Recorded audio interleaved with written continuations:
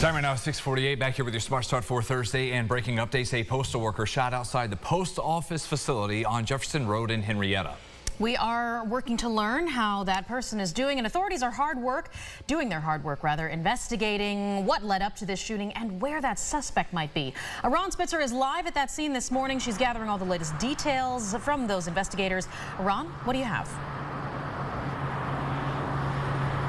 Brendan, Michaela, the most important thing here, MCSO confirming that that victim is alive. They were rushed to the hospital with that gunshot wound when authorities arrived, and they were treated for non-life-threatening injuries, and of course now cooperating with authorities. Now, they arrived at around 1 a.m. The suspect was not there when they arrived. They used the K-9 unit and drones in search effort, but no suspect has been found.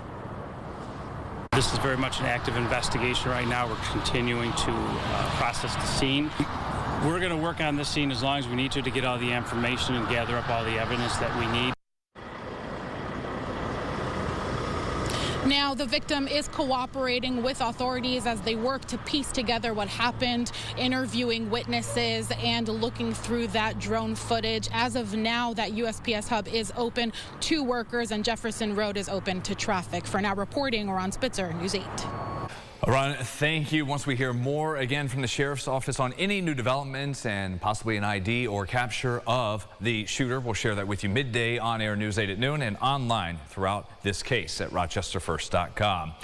We're on verdict watch as jury deliberations will resume again this morning in the murder trial for 3 former Marcy Correction officers. Yesterday afternoon, the defense attorneys for David Kingsley, Matthew Gallagher, and Nicholas Kiefer argued their clients played minor roles, if any, in the night of the brutal beating death of Greece inmate Robert Brooks last December at the state prison. The special prosecutor, however, painted a very different picture before the jury, arguing these defendants acted as part of a violent gang at the prison that showed no care for Brooks's life. Matthew Gallagher walked into a situation in the medical room at 9:24:55 p.m. that he did not create. He orchestrated nothing. And he has the temerity to stand in front of you for 90 minutes and say he did nothing wrong, just following orders. He's such a good guy.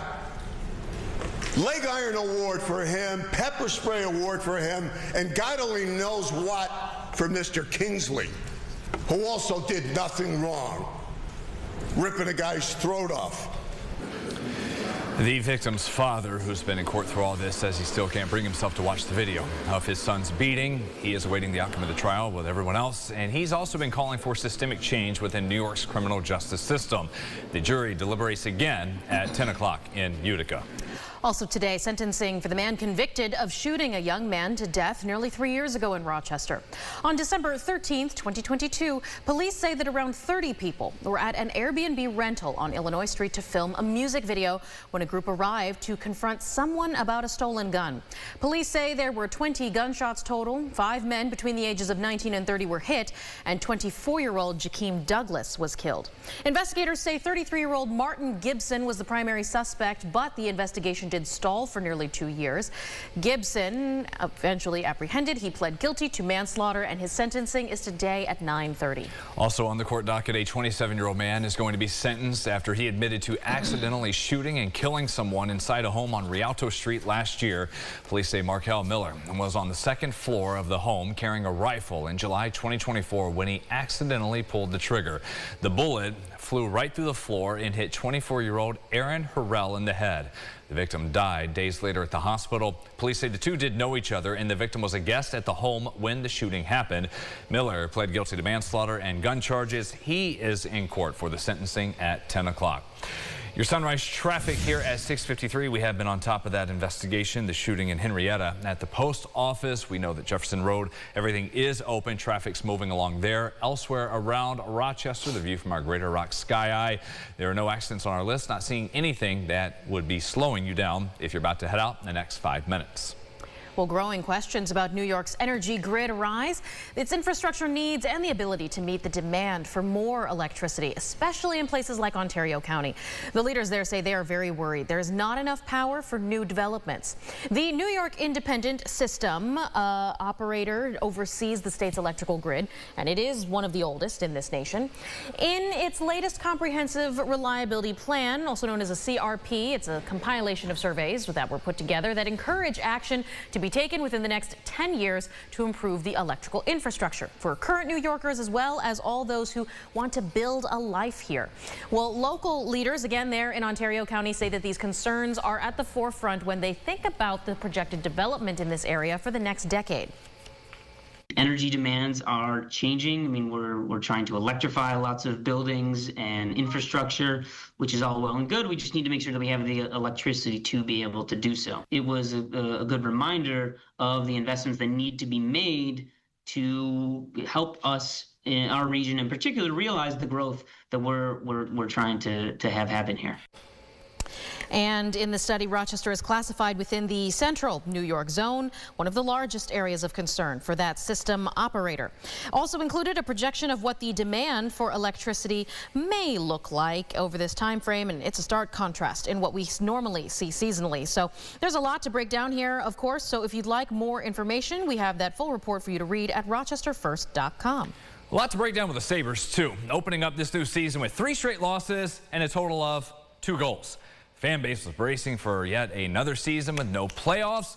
Buffalo still had 79 more games to go, chances to improve, and it began last night at home against Ottawa.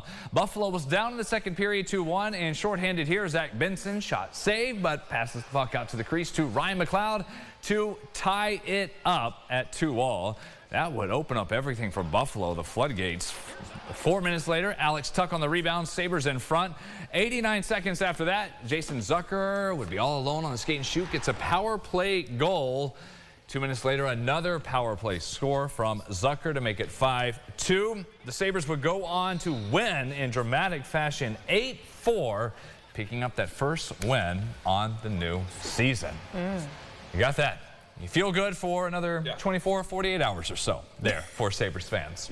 Just ride it into the weekend. Ride it, enjoy. Right. It's usually only 6 hours. I feel like you can enjoy Really? Briefly. Briefly, and then get back to hating on the team and worrying about playoffs. Reality hits too fast. That's right. Sunny skies, enjoy them. Temperatures in the 50s next couple of days, but a little warm up with some rain by the weekend. We will see you at 9 o'clock on our podcast, Second Cup of Sunrise. You can see that at rochesterfirst.com and on our streaming app. Tune in then, and your next update from us will be here on air in 30 minutes. Have a great day. Follow News 8 wherever you are on rochesterfirst.com, Facebook, X, and on our app for news and weather.